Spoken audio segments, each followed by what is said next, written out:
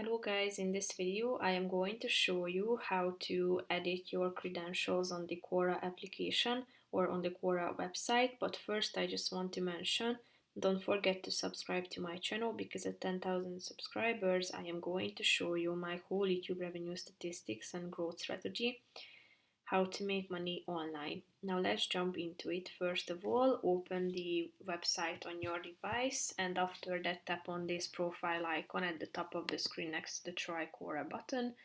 Then tap on your username, and after that here you can see the credentials highlights section in the right side. If you would like to add, for example, your employment, education or location credentials, tap on the relevant one, but you can also tap on this pencil button and then click on the add credential button, and here you can select from a bunch of options that you can add, such as topics, space, languages. So you can search for a language, for example. If you would like to add the language, then click on the save button and you can proceed with the others. So you can add your employment, including your position, organization or company's name, start, year and year, and you can edit the knows about section as well. So you can add a topic and then indicate what you know about this particular topic. So that's pretty much it for this video, guys. See you in the next one. Bye bye.